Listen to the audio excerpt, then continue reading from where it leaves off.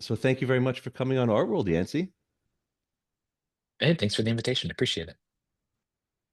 So you co-founded Metalabel, and I've started hearing about Metalabel and what you were doing a couple of years ago, and it was always clouded in this kind of semi-mysterious, like feeling that there was something that was happening that had all these big ideas that was like this new kind of platform for artists and creatives.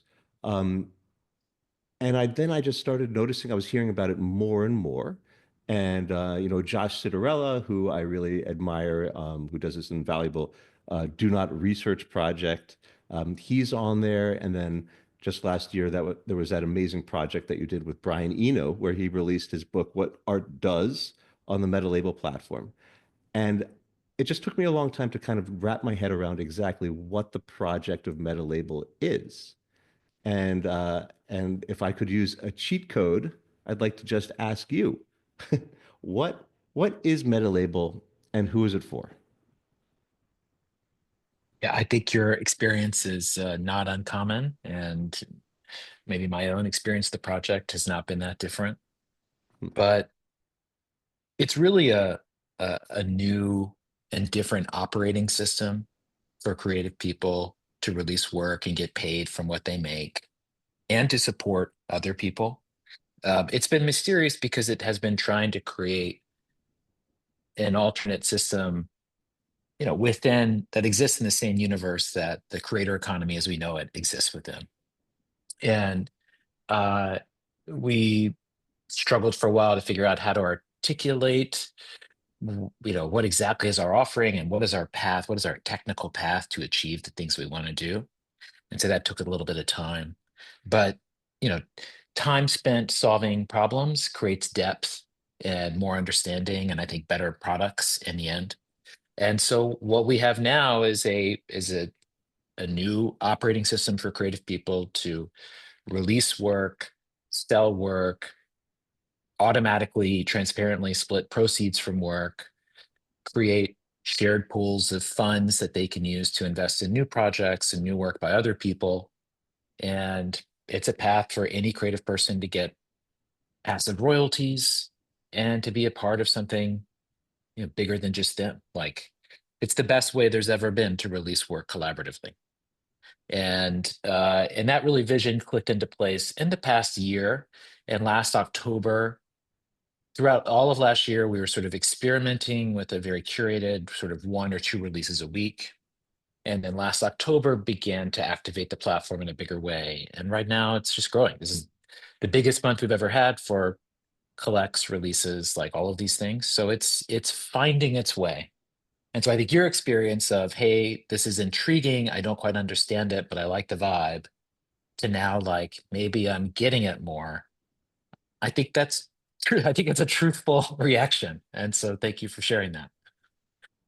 So this is not your first attempt to remake the creative landscape and the creative economy. And famously, you co-founded Kickstarter, which really was a completely novel way of thinking about that challenge of funding creative projects. And I wonder, is there a narrative or like a logical progression where Meta Label is kind of either, solving some problems that Kickstarter was not able to solve, or it's continuing that same kind of impulse by other means? How does it kind of follow on from the Kickstarter project? Might be still too early in the process to know. In my experience, you only see narratives retrospectively. In the moment, your read is typically off, or you're just not seeing the whole picture. They definitely relate in that I'm a creative person. I'm obsessed with creative cultural things. There are certain patterns my brain has learned about how to notice things and what to do about them that were trained through Kickstarter and have been activated again. So both projects reflect just what I'm most passionate about. Um, I do think that where there is a progression is that Kickstarter provided a means of funding new ideas, very much focused on sort of one-off projects rather than a career or a catalog of work. I came at Meta Label initially because I felt lonely myself as an artist. I was like, didn't have real collaborators or peers. And also I was reliant on like Squarespace and just these like personal portfolio tools that I was using to catalog my own creative output. And I gradually realized that number one, the second I stopped paying one of those companies $200 a year, my data would be deleted. And number two, my creative catalog was nothing but like CSS and HTML and a web page and some template that I had no control over, rather than like a real object or like an actual catalog. And I spent a long time trying to find that and couldn't.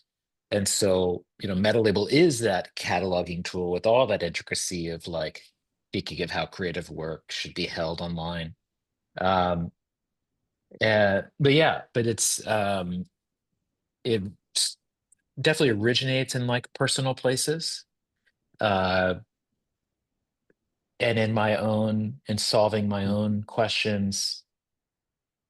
It's providing answers, and it's also providing a sense of like, where is it that this should evolve? Like, what should the next steps be? Like, giving building a system to give advances or to process splits or things like that were not things that were initially intended, but just like as we encountered, oh, we need to do this. How can we do this? And you solve a problem and then you productize it.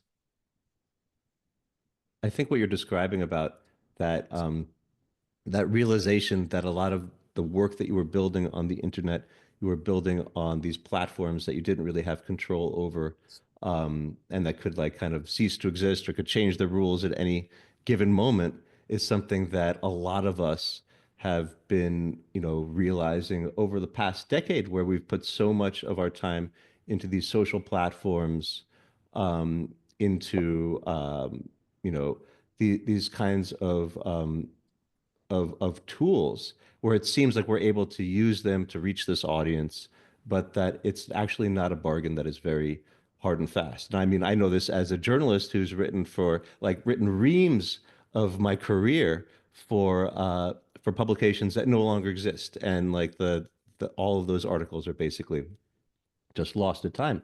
And I think a lot of people feel that. And back in 2019, you wrote this really amazing essay called The Dark Forest Theory of the Internet that I think crystallized this in a way that was maybe very clarifying, where you were, portraying the internet um, as this place where there are all these platforms that are actually trying to capture your attention, that are trying to capture your labor, that are trying to get you to, to build on them, and they're actually, monetizing you adversely, and that for creatives to kind of escape from their clutches, you have to go into these like more, these hidey holes of smaller communities. And I was wondering if you could talk a little bit about that realization and how that was kind of the inspiration in a way for what you're doing at Metalabel.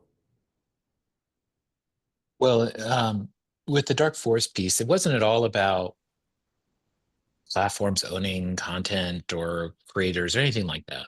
Um, it was purely a piece about how it felt to post, how it felt to post in open channels, and how a space that previously felt like you could be yourself, you could be vulnerable. There were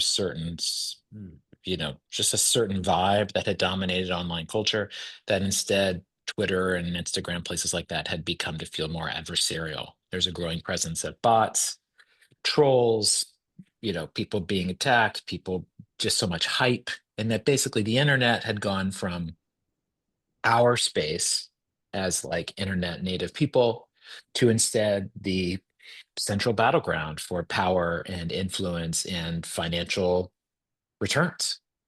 And so what had been a space devoted to something else, to one thing, instead it becomes something else entirely. And what I noticed in that piece was that I had myself had retreated from posting publicly very often anywhere.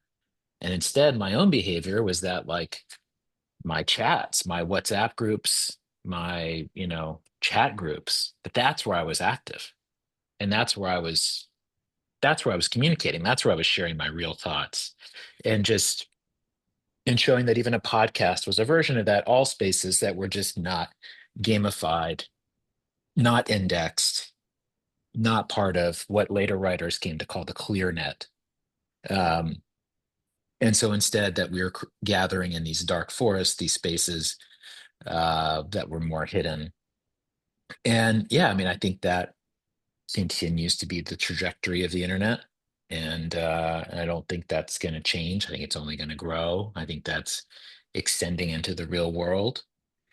I think I mean, I was noticing my own experience. I wasn't like proposing that this is a good thing that we should be doing. I was just simply noticing my own honest emotional reaction. And I think the scale and the economic and political elements at which those ideas are going to, I think, are going to keep going, are going to be problematic. Um, but it just started by like the internet's. Well, I was. What did the fact that the internet was becoming a less friendly neighborhood? What was that making me do, and how does that result? And the problematic outcomes of these sorts of things of dark forests are things like urban decay. Taxpayers leave a city, and who's left? The people who can't afford to leave. The city is still important, but yet it becomes worse off, and everyone there becomes worse off as a result. Um, there's an argument that Adam Curtis makes in his Century of the Self movies that after the hippies lost the culture wars of the 60s and retreated into self-help in the 70s is what created conservative power in the 80s. And, retreat and looking within are things that might be personally good, but are politically destructive for the things you say you believe in, potentially. So there's a lot of like challenging macro outcomes of a lot of rational micro decisions, and that is thus the challenge of the world. I mean, it sounds like what you're describing is is something we all know from dystopian science fiction movies where there is like this inhospitable above ground kind of world that people are, having to deal with these totalitarian regimes. And then you've got undergrounds that behave by certain codes and rules and where you can find safety and community. And what's always so interesting to me about these movies is that like that system of codes and rules that people invent for these undergrounds that make them sustainable and make them kind of work. And I think that there may be something similar in the way that um, a lot of the brilliance of the meta label kind of platform is happens at the technical level in terms of how it offers a different way of doing things that you could otherwise do in more mainstream kinds of platforms. And so I was wondering if maybe as an object lesson, you could tell me what happened when I recently paid $35 to buy the book version. I think it's a second printing of your Dark Forest Anthology of the Internet book that has the original essay in it. It also has this great essay that everybody should read called Holographic Media by Carolina Busta and Little Internet. That is a total It's next a great level piece. kind of Yeah. thing. Um, so what happened when I paid that $35 and I was told that the book was going to be delivered. I got this digital copy of it, but I also found out I couldn't share that digital copy. And then I also got this card that I was able to download that said that I was collector number 617 out of a limited run of 1,111 copies. So what happened behind the scenes during that purchase? Yeah. Well, thank you for your support. Be getting that book out to you soon. Um, yeah. So and Metalabel initially began as like we called it psychic infrastructure. It was like, hey, something like indie record labels and these ways that someone could publish something and create extra marketing oomph behind it, and they get part of the cut, and like something like how can you make a model like that for the internet? And so this book is an example of exactly how that works. So the Dark Forest Anthology is myself and 11 other writers um, who I who wrote other pieces, follow-on pieces to the original Dark Forest essay that really built on the idea. So reached out to these people and said, "Hey, let's make a little book that's like a canon of the Dark Forest concept. It's all of our pieces together, and we're going to publish it using Metalabel. And because we're using Metalabel, we're going to set a split ahead of time." Where we're going to determine exactly where the money is going to flow. And so in my invitation to these people, I said, uh, the first $10,000, we're going to make 1,000 books. The first $10,000 is going to go to paying back the printer and paying to like get the book shipped. And so that happened when people bought the book on Metalabel. The first $10,000 of transactions as they came in went to reimburse the account that had paid for the printer. So automatically that money is paid back. So your fixed costs are paid back first. And then I said to the group, okay, once our costs are paid back, then any money that comes in, 30% of it, we will contribute to the Dark Forest Collective Treasury, which is just going to be a pool of money that will sit in our Metalabel account that we will all have access to, that we'll decide together how to use. And then the other 70% will just be split equally between all of us. And that every time a transaction comes through, that's exactly how the money will flow. And so when you bought your book, in theoretically, the recoup's been paid back, but theoretically, what happened is the first $7 of your $35 went to pay for the printing and the fixed costs of making your book. And after that, the next $20 minus fees was then split between all these authors to where you actually did end up giving each author $2. And for each one of those authors, they can log on to their Metalabel account and they can go in their earnings and they can see, oh, you have $74 that you can withdraw. Or someone like Josh Citarella, who you mentioned, he's a part of that book, as well as many other projects, as well as he runs his own label where he puts other people's work out the same way I'm describing. And so he's going to have payouts from 30, 40 different releases there that he can click withdraw, and it just gets paid to his bank account. And so in those structures, like everyone can see, it's just like a black and white, simple UI. It looks like making a YouTube video or whatever, where you just set the percentages, set the budget, and just money will automatically flow that way moving forward.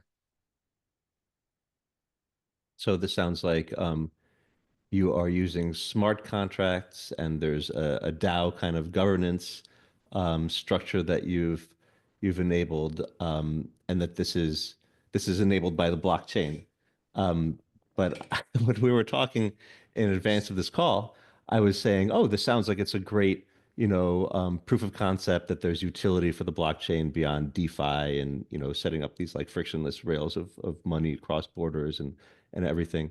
But that turns out not actually to be the case. What's going on? Yeah, it's like you're scalding me with hot water with all these sentences you're saying. Yeah. No, there's zero blockchain involved, 0.0 blockchain involved. We have built a system that has very fluid money through splits, through the ability for people to do recoups and payouts, all using Stripe and bank accounts, using a system we developed in-house. Uh, we have every release, everything that gets collected on Metalabel is its own unique edition with its own unique provenance. It actually has its own like self-certified key that's hidden to everybody, but that allows it to be like an authentic file. Those things are also developed using zero blockchain. That's done using decentralized identifiers and AT protocol structures that Blue Sky and Threads will end up using as well. And even things like having a shared treasury, we figured out ways to create that, again using Stripe and uh, open APIs and data structures. And so we've really made a very powerful, like next level financial tooling that has a lot of the essence of things that I really liked from exploring the on-chain world, specifically splits, multi-sigs, and portable data. And we built a system that provides all those things. And no one needs to be onboarded anything. You're just a person. You have access to all those tools. And yeah, and those tools are just going to get better. So if I understand this correctly, you're using cryptography, non-blockchain related cryptography, and all of these transactions happen using US dollars. Is that correct? Yes. Yeah. And if we wish to like turn on stable coins with Stripe or something, in the future, say to speak to certain territories where we can't now, that's something we could choose to do. But yeah, but it's all just using Stripe, which processes, $1.5 trillion a year in transactions. I mean, I don't know if people who are listening to this kind of feel like their minds are getting blown, but that was my experience when you first told me that this was all non-blockchain. And you've talked about it as being like this experience of coming out of the rabbit hole, where you went into the rabbit hole, you found the kind of the crypto mission and this like decentralized kind of ethos as being alluring, but then you realize that there were some fallbacks, and compromises along that route as well. Could you talk a little bit about that journey?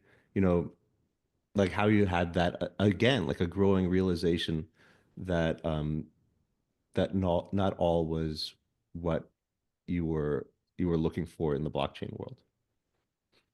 Well, then this project starts for me with my own loneliness as a creative person and an observation of these ancient structures that I think have existed for collaboration that stretches back to like the Royal Society in 1660, I believe is the origin point for Metalabel. Um, and then as I was playing around with trying to make that idea real in 2021, 2022, a lot of the world I imagined was based on shared economics. And the sorts of products and rhetoric that were coming out of the blockchain space certainly spoke to that. And I've spent a lot of time working in the worlds of payments before and understand that world pretty well. And yeah, found splits and multisigs to be like genuine innovations that I found super interesting. And so a lot of the work was based around those things. Um, and so spent a couple of years building the space, releasing work with people, being quite involved with a lot of projects, and especially in the art and creative universe. Um, but A, saw how few of those people there were. B, the more knowledgeable, like I was always concerned, am I being psyoped to be the presentable front end on what is just like a giant structure with five dudes at the heart of it? And I always felt like there's a strong possibility that's the case. And, a little bit like I came to feel that being a project that touched the blockchain, you were forced to like major in crypto and you're a part of the crypto party of the crypto world. And crypto is a self-contained internet game. It is a self-contained universe. No one outside of it cares. Within it, no one cares about anything outside of that Hmm. universe. And so it was just such a self-contained universe. And we just didn't want to be a crypto major. That's not what we're about. We're about labels. We're about creative work. Like at most, we wanted crypto to be a minor. Um, and then ultimately, yeah, just really didn't feel like, I mean, also people treat crypto as assets and people don't spend assets. Even things like when Sotheby's makes their crypto auction sites, like less than half the transactions are actually in crypto. People still just use bank accounts. So like building a marketplace around crypto as a payment system also just struggle. I just have a hard time seeing it. It's very unproven. Now there are people that I think are doing interesting things. I think Nina protocol is probably the best product out there in terms of like finding the right balance. It's a music platform. They're great. Um, but yeah,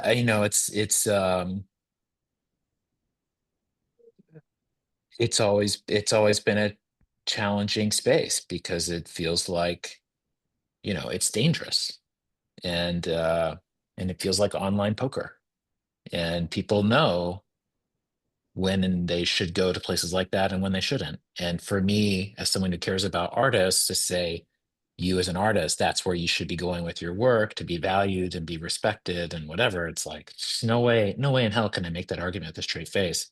If someone wants to play games, if someone wants to like play lotto games or use that as a format for expressing their work, or, all of that, by all means, by all means. But I think as the foundation of a business or of an operating system for a career or creative practice, I cannot recommend it.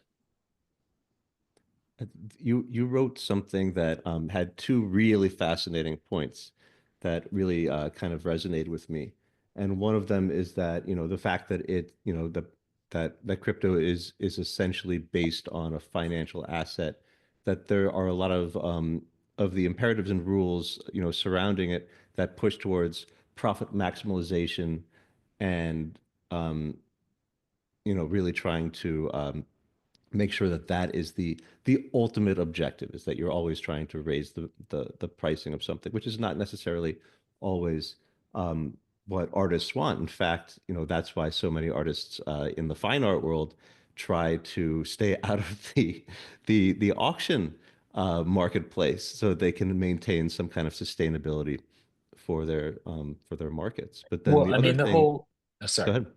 No, please finish your thought. Finish your thought. Uh, Then the other thing that you mentioned is that this beautiful dream of the DAO as this like decentralized communal governance structure seems like it often runs aground where the ideals of that structure start to fall away in the face of the fact that it's actually a pretty messy organizational structure. And you've described that as being actually the result of the DAO structure being a performative,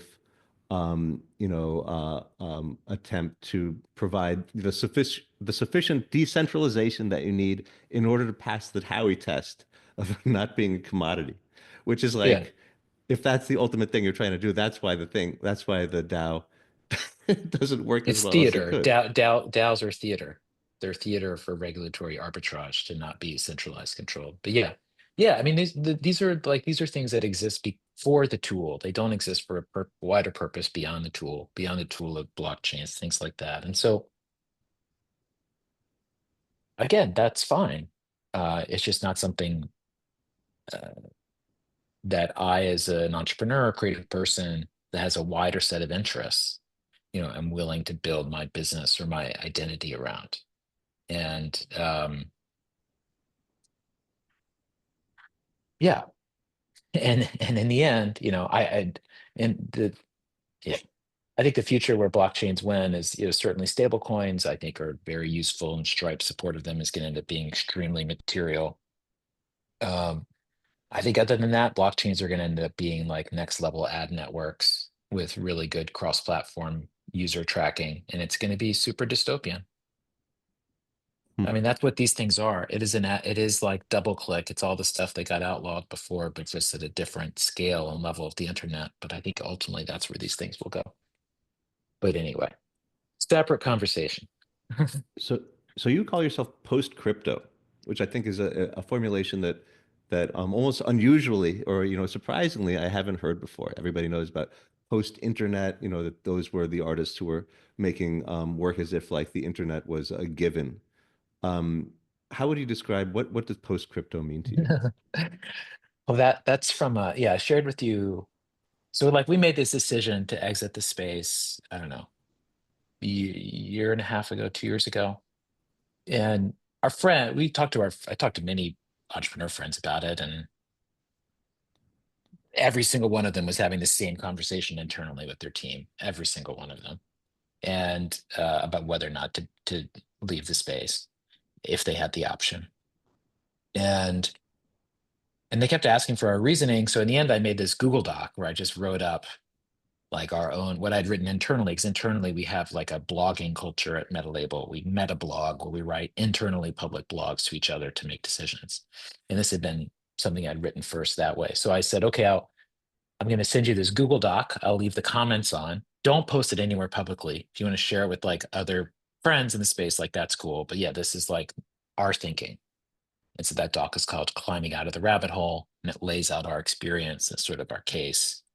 And the end does talk about being post crypto, where it's like, I'm not turning my back on on like some ideals. I don't know which of those would be, but however, I don't see like I don't care whether or not a blockchain is the goal. Now, I would say that I was post crypto for like that afternoon. I wrote that piece, and then I haven't thought about crypto since. Like, I don't, it's like you're post breakup for like some amount of time, and then you're just like a person again. So I think I'm a person again.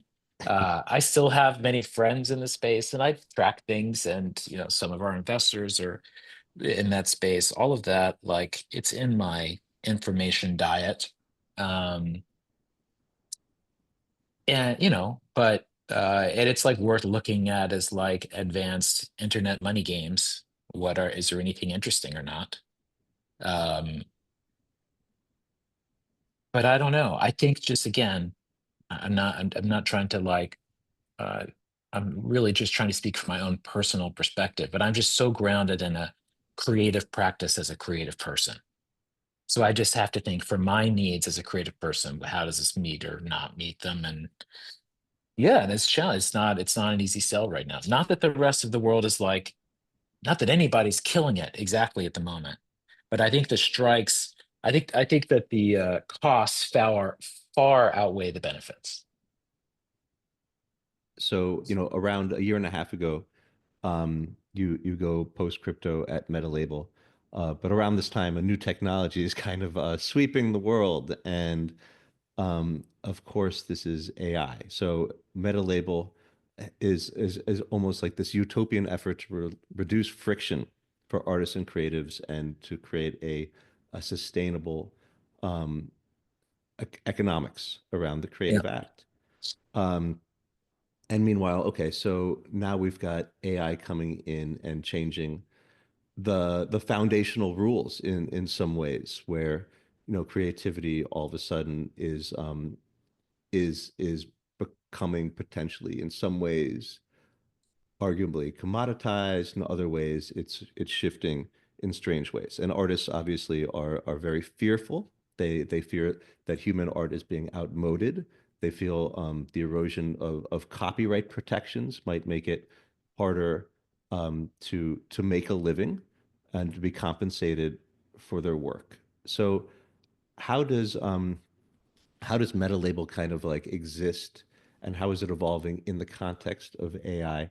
And why are you so optimistic about um, human creatives and human artists in the spite of all this?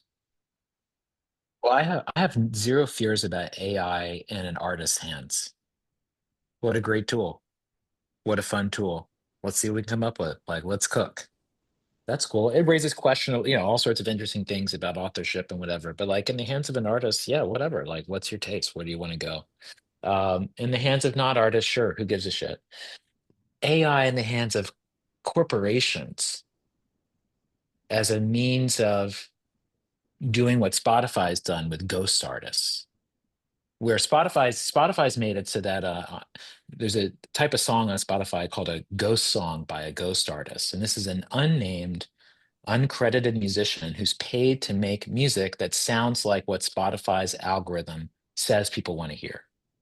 And over the past half decade, Spotify's most prominent playlists have had real songs by real artists replaced with ghost songs by ghost artists instead, because you have to pay a real artist a royalty. You don't have to pay a ghost artist one.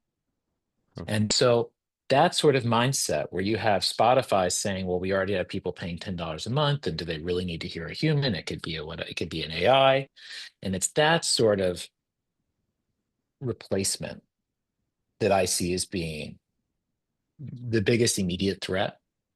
Um, and that is ultimately, to me, even more about the business model that drives all entertainment companies than it does AI itself, which is maximize profits by minimizing creator compensation. And it's that playbook combined with AI that is the threat. So to solve that, I don't think it's about solving AI. I mean, it could be like, I don't know how you would solve corporations can't use AI, but in a theoretical world, yeah, sure, I'd wave my magic wand to make that happen somehow. I don't know what that is. Um, but to me, it's more about are artists and creative people as empowered as they could and should be. Because the bigger backdrop here is that Spotify can do that, and OpenAI can, run models on a bunch of people's content. And honestly, no one can do anything because nobody's powerful enough and everybody's so isolated. And just like, it's just such an unfair fight. And the outcome is so obviously predetermined. It's like, yeah. And so, is there a future where those artists and creative people are more empowered, are maybe part of something bigger than just them on their own? And I think that the future that Metalabel points to is a couple of things. Number one, it's one where instead of like scrolling and liking, which is a space where AI content thrives, Metalabel is more about releasing and collecting. So there's more intent there. So it's imagining like, let's say there's a value exchange at the heart of sharing creative work online, and it's not just passive likes, which again is a space where AI sort of slop can thrive. And then it's saying, let's give creative people the tools to be aligned and to build bigger things together and to have more and increasing power. And we're going to have a lot more to say on that front soon. Some big projects coming out from us that are going to lay out a vision where we think it needs to go. Um, but yeah, it's hard. I'm neutral on the tool, and I'm fearful and Mm. skeptical of how the players at B will use that tool.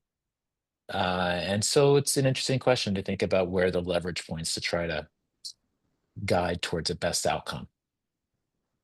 Well, that's very interesting for many reasons, but in part because the kind of the business model of the past, let's say decade, has been to try to get the greatest possible audience and then convert them down a funnel into increasing monetization opportunities, and that's Yeah. like you want to be sifting this vast audience, and so the platforms have been your kind of like your entree to this ocean of um, potential audience members. But what you're talking about is actually something that is much smaller. That is actually almost like taking taking that funnel and almost inverting it to a degree that it sounds to me like you're talking about artists releasing projects to communities where the conversion is actually is monetary from the get-go, or can you talk a little bit about that? How do you see this being Yeah. a new model? Well, I think like on Meta Label, everything's either could be free, pay what you want. Free, you give someone your email address. Could be pay what you want, or things are available at a certain price. But like I've made an essay collectible as a zip file, or we've had people release like a PDF as a piece. And what allows them to do is say, rather than just like posting something on Substack and letting people passively read it, it's instead saying, if you want to read this piece or if you want to engage with this, like give me your email address or pay something. And it's a way to I actually think that's a way to build and grow your audience in an even deeper way. I still think you use the ocean to go fishing sometimes, but the trick is that we've gotten used to building our entire careers on this ocean, where the mindset the past 15 years is you just post all the time, and posting is the same thing as like what was having an MTV video in the past is now having like, something on Instagram. And we've all kind of gotten like a little more wearing sweatpants out of the house casual with putting out stuff and just assuming these algorithms and the platforms are going to take care of it for us. And now we're finding out that, oh shit, guess what? Couldn't just ride that wave forever. And so I think it doesn't look like pure homesteading. I mean, I know a lot of people are trying to build. This is like the opt-out moment for so many people. Everybody's opting out of everything because everything's problematic. But like, I don't think the opt-out path is ultimately the one. I think the path is one where you get to be a part of something bigger than you, but you still get to be you at the same time. And so yeah, but this is a bigger moment. Like I think that this is like we are moving on from a certain social media experience, you know? Like I to me, like the scroll and follow feed is like there's so little value exchange in something like that. And yeah, is that something that could be different? And there is not a creative person I know who isn't looking for a different way, who doesn't feel like the thing I've been doing for the past 10 years, either I'm over it or it doesn't work anymore. Or, you know, and maybe everyone except for people who are just crushing it on TikTok right now are feeling that way. But I think that we can recognize that a lot of our behavior over the past 15 decades was shaped by first iterations of software, plus first iterations of mobile phones, plus some like norms we all crowded into. And all those things are like no great truth if things must be like this. It was just like a circumstance of software and like phone screen size. And so those things are just changing. And so I think what the next 15 years looks like online is quite different than what we've gotten used to. And this is definitely a changeover year, I think. So you talked a couple of times about how you've been guided by your own feelings and kind of looking internally, doing your own soul searching about what signals you're kind of like intuiting. Yeah. And recently you released something called the Anonymous Creative Futures Report, where it sounds like what you were trying to do is maybe like do a little soul searching in the souls of other people to see Yeah. what other people are thinking. And a lot of like I went through the report, which is really fascinating. Um, and it has some of the observations are or some of the findings kind of are very much spiritually aligned with the Metalabel project. Like people are looking for smaller communities, they're looking to be able to, to go back to more physical objects. They're shifting into these kinds of collaborative structures and alternative support structures. Were there any findings that you found really surprising? I think the biggest was that we asked, do you think this year would be better, worse, or the same to be a creative person than in years past? And it was like 42% said better. The rest together said, the same or worse, but like the better answer did have the most results. That surprised me. I mean, my feeling taking in all those answers was there's so much work to do. There's so much work to do, and everyone's own ecosystem has its own specific dynamics. Um, but I think what really stood out is like there is no more mass. There's only niche.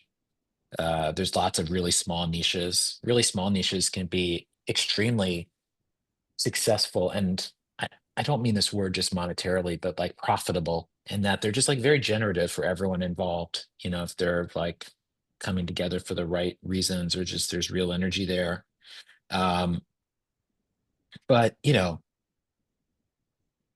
there's never been more creative output produced in human history than right now. There's never been more time spent consuming creative output than right now.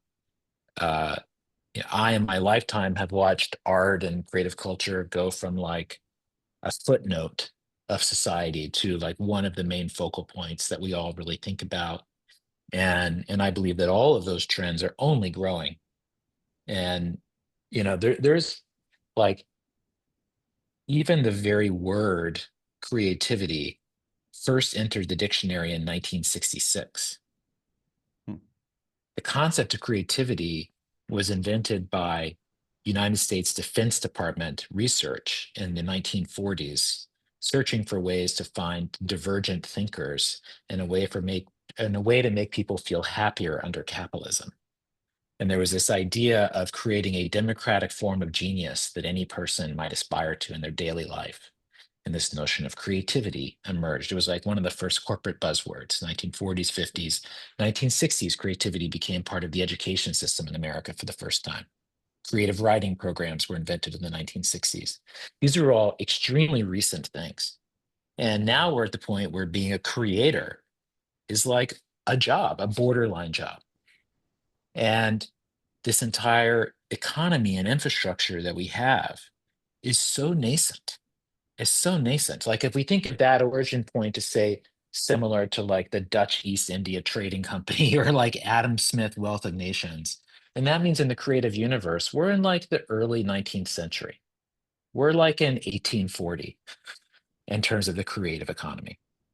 And so it's just growing quickly and it's maturing in a lot of ways while being really immature in others. And but the future belongs to us. The future belongs to creative thinkers. The future belongs to people who can inspire others. Like everything about the internet and the world right now tells us that's true. And so the future, I think, is just tremendous. And it's crowded. There's more competition than ever. It's hard to sell out. People don't really take us seriously. The tools are shit. Like we're not treated as adults. We have no real say. Uh, all really discouraging issues, but I believe all ones that we will surpass. It's funny you say that everything is pointing to this, and it reminds me of when Peter Thiel was on the Joe Rogan show, and he was actually saying something eerily similar, which is that, as AI starts to commoditize technical skill, that has always been like the kind of the barrier to entry for being like a top flight engineer or a coder, that it's going to be these softer kind of like creative skills that will float to the top of like the kind of the economic pool. Um, and so I wonder before going over to the audience for questions, when you're talking about, creating like the services of blockchain by other means, one of the core kind of dreams of blockchain is the idea of interoperable data that you can kind of like have, you own your social graph, you own the stuff that you're building on Metalabel. How are you trying to square the circle on interoperability off the blockchain? Well, number one, I would say like the blockchain's record on this like keeping stuff forever pretty weak. I mean, I know that things are etched, but like everything's a reference pointed somewhere else. And if I go to things I've minted on various very popular NFT platforms, that data is not accessible right now, even though I did this 2 years ago, you know? So it's just like I feel like everybody's got to, cool their jets a little bit on how much can be promised for permanence. There's something I always think about, just to go really wide first, but like there's a book written in like 500 AD, and it's some monk writing a book about it was like basically like the 1,000 best books of all time. It's like it's like this Rolling Stone magazine of like the year 500. Some monk makes here's the list of 1,000 best books of all time. And Listicle. of those books, those 1,000, it's something like 20 still survive. 20. And these books were kept in like the greatest libraries in the world, the greatest things possible to like protect them and secure them. And then ultimately like all got erased. And so most of human history says that's what tends to happen, unless it's like a giant piece of stone, essentially. But yeah, I mean, I would say our philosophy is open APIs, open data APIs. We haven't fully productized the things that we have built under the hood, but open data APIs that will allow you to embed or export any piece of data. Um, I dream of futures where there's like a Shopify plugin to plug in your Metalabel catalog into your Shopify site, things like that. I could see that being something that's in our future. Hmm. But I think the other type of redundancy I really bank on is that our site is based around downloads and physical objects. There will also be streaming of things, paywalled streaming and things like that will be coming. But Huh. like one strategy for making things redundant is just having a lot of different download instances available and having work disseminated more widely. And I think things like that are strong ways to keep work alive. So a lot of it is just imagining that the things in our, things start in our universe, but they're meant to live beyond it. Um, and then yeah, and then the underlying data architecture has all this decentralized identifier model, cryptographic self-certified signatures. You can actually Hmm. auth or unauth. We haven't fully productized this yet, but you'll be able to auth or open a Metalabel download even offline or have it be password protected offline. So those are things that will come down the line. But first and foremost, I think you just have to be humble, humble about like the powers that be are greater than us. So like we all do our best as much as we can, but these are very historically very hard problems to solve. Wow. But it sounds like you are definitely taking on the hard work. So that is super admirable, and I have a feeling a lot of people appreciate that. So let's see if I can toss to the audience questions. But I have so many questions if there aren't that many from the audience, but I'm just going to go through. Okay, so you know what? Philip Leviveld, would you like to ask your question?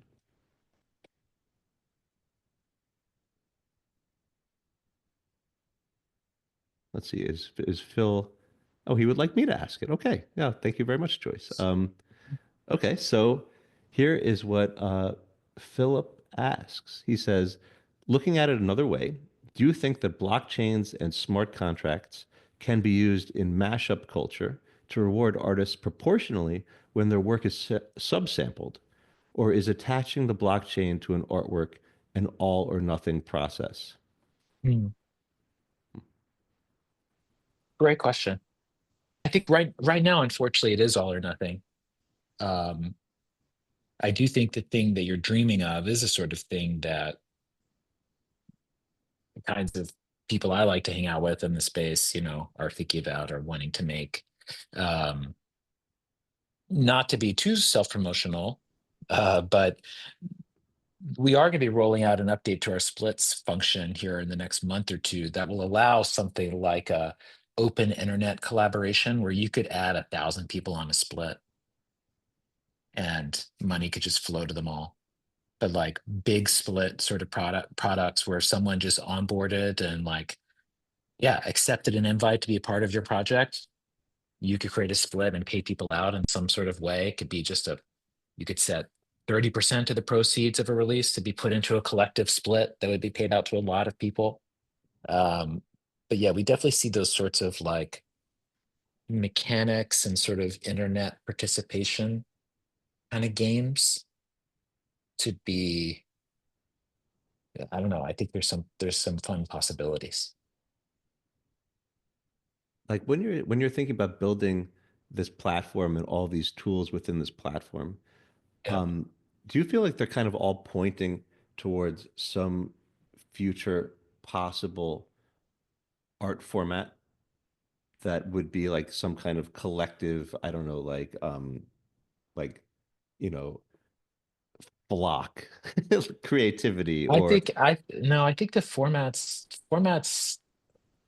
are so seasonal. I think and the internet's so fast. I think we're gonna like fast crowd into different formats and then hop to something else and just a lot of fast iteration. Um, but yeah, I like where you're going with that. okay, so I have one other like kind of pet question, which is I'm so bullish on like the in-person art context. Like I think, as the digital world gets more and more omnipresent and infinite and incredibly, personalized and seductive, that we're going to feel our time um, as being something that is increasingly salient, and that we're going to want to spend our physical time in the best kinds of bang for your buck, uh, all faculty involving social in-person contexts. And I feel like the art context is very well adapted as being a like a kind of a fork or an alternative to this like increasingly, digital universe that we'll be inhabiting for most of our lives. And I wonder, how do you think about that in-person context? How do you think about the in-person like creative context, like the thing that like the punk concerts used to be? Number one, I believe it's impossible to experience joy in front of a screen. Hmm, I think that like all experiences through the screen cap out at some sub joy level. Like amusement is maybe like the peak of a screen emotion. hmm, Uh, so I certainly think a screen life is a limited life, even from just an emotional peak experience. Um, but I think the digital is only going to grow. The digital will get smaller. The digital will be layered into our eyeballs. The digital will be a chip implanted in our head. You're going to be given the option: do you want to have Claude with you today or not with you today? And like, so all that's going to happen. Um, I think that I kind of think of as the digital as being like society. That is where other people and other ideas exist, and like expectations and social rules and status, and like I better behave myself. hmm, And that I think offline is, for me, is my personal world, which is like off the clock. Not always, not obviously not always, but a little bit more. It's like that's that's time for me. That time for me, that's these days is about family, or about, yeah, going to see music or something like that. Um, but it's such an urban versus suburban sort of experience. A lot of is what dictates it, but hmm, uh, there's no world. I mean, I guess I would say number one, yes, I expect the digital to only to continue to grow, because there's hmm. going to be no one is going to be incentivized for it to not grow. And then number two, for sure, that will provoke a new humanist movement that maybe will be about being unchipped or something. It's probably a culture war that we don't yet know exists, but we'll all definitely be on one side or another. Um, and our children and grandchildren are going to have interesting experiences. I mean, you were referencing all these great historical documents, and what you're saying kind of puts me in mind of the Roman poet Horace, who was my I studied in college. I wrote my dissertation on his invention of the countryside, and it's an interesting um, thing to think about because he invented this kind of concept of the countryside as being something that was separate from the city, as like this virtuous, place of contentment and relaxation and kind of moderation versus the city. It's like this, this work and like empire kind of place at the same time that the empire was being formed. It was like, the age of Augustus, like the end of the Republic and the beginning of empire. And he kind of like created this concept of the countryside that then went on to just like inform everything that we think about the countryside today. It's something that's different from the city. And it's weird to think about offline life as being kind of the country and online life as being kind of the city. Yeah, I think that's it. I think that's it. And then that's if you're a certain type of person, not universal experience, but certain type of person, certain sort of social structure. Yeah, I think that's about it. It's amazing. It's like all these like old verities, like it's like the same story just repeated again and again. It's how it Dave how it tends Curry. to go. It's like it's a very clarifying way of looking at it. You look back to history. But Dave Curry, I think that you've got a question. Would you like to ask your question? Hey, you can hear me, right? Yeah. Um, What's up? So I'm a Metalabel user. I've released things. I've been Metalabel aware for a long time. I talked to Yancey. Something that I think has been really interesting about my Metalabel journey, and especially hearing this conversation specifically, Andrew, I feel like you did the best job of explaining the dark forest theory that I've ever heard anyone say. Just I think in a simple way. Um, as like someone who's using Metalabel and thinking about all the creators that are on Metalabel, I feel like everyone who is on there sort of is their own dark forest. Every label is its own dark forest, filled with different people. Um, I don't think that this is like a requirement or anything like that, but as someone who works in music, one of our biggest problems is always in discoverability and finding ways to find things that are related to us and things that people may like that are based on what we make. Um, have you been thinking about that at all? You know, I think a lot about like all of the dark forests merging to become one large forest and sort of having forest neighborhoods within that where people are interested in different things and things like that. But how have you been thinking about that? I think as is such a proponent of the dark forest theory, well, I mean the creator of it, but and like how do you think about that moving forward with Metalabel? I guess more as a platform than as an individual tool set. Appreciate that. Dave's a great artist. I've learned a lot from Dave. Love Dave. Um, yeah, I think the audience discoverability grows with time. I think right now the product to date has been entirely geared around creator tool.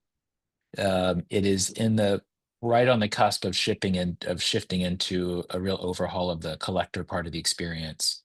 Um, we charge a 10% fee. We need to provide at minimum 10% new income and collectors to pay, for us to be worth using. And I think we got to do even better than that. I think we do in most cases. Um, Things that are coming in the immediate term, next week, knock on wood, we're shipping uh, what we call release list, but will be like a really elegant email product that whenever you publish a release on Metalabel, it gets pushed out via a really nice email to all of your collectors and followers. So still not giving you net new audience, but it's ensuring anything you release gets automatically distributed to your crowd. So like Substack for drops, basically. And then we're also working on an overhaul of discovery. Right now we have like 8 top level categories that are a little like mid trad. And instead that's going to be evolving to like 25 different categories. Each is going to start to have a little bit more of their own world. You'll be able to follow them, a little bit more of a feed within them of like just trying to make it feel more dynamic. And but ultimately, we got to be a destination of a place where real culture heads, real collectors know meta labels in your rotation of where you go to see what's new. You like that meta label appreciates what it is to be a collector, that there's like legit provenance, there's edition numbers. We'll be rolling out the ability for you to follow collectors and for collectors to actually get on the split for transactions that come through them. And so there's just like it's just really making the collector an equal participant in the system rather than just a customer, which is what it is right now. And so the first pieces of that will start going live. It will probably be live by the time this podcast is up. Uh, and really the next few months, it's a lot of our work is on that front. But you're on point, Dave. And yeah, bit by bit. Wow. So when is everybody going to know about Metalabel? When are you guys going to have your Super Bowl ad? I like how or are you is the idea to like continue this slow growth? You had that really It's a amazing long email build. recently. Yeah. It's a long build. I mean, my experience with Kickstarter, and we universe so much kindness and wonderfulness with Kickstarter, and but like that was maybe 2 to 3 years of like doing it. It never like taking off, but it was just sort of like, hey, I think this is working. And it's kind of like each day you're looking around, you're like, I think this is working. I think this is working until one day it's like, holy shit, like that's in all caps now. And it kind of sneaks up on you.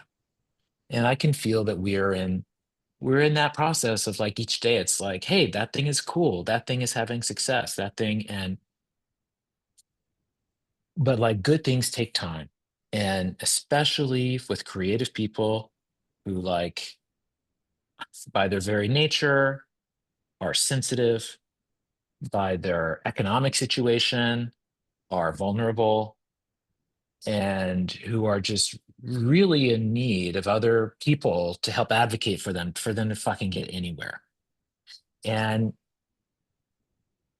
you know, the best of those people, you have to earn their respect over time, because they know, it's so easy to walk in and out of these spaces and not mean it. And so I think the best people, you watch and you're patient. You want to make sure that you have a sense of who someone really is. And that's how I make decisions, creatively. And so like I welcome that work, because that's what's hard, to consistently be disciplined in your values, to show you really understand, to show up and to be there. Like that, that is what creates depth. That is what creates depth. And so we're going to do that. And so what's important for Metalabel is that we have the time, that we have the team, that we have the funding, we have, what we need to continue to provide that. But give me 2 years and I think what you're saying will be true. But it won't be like, but it's just going to sneak up. It's just going to be bit by bit. And then it will be obvious. And it will go from, as we said at the start of the conversation, this oblique thing that I couldn't understand, to suddenly, whatever, 5 years later, you say the word and like, there's somehow a clear picture in all of our minds about generally what that means. And that's how things tend to go, if things work out.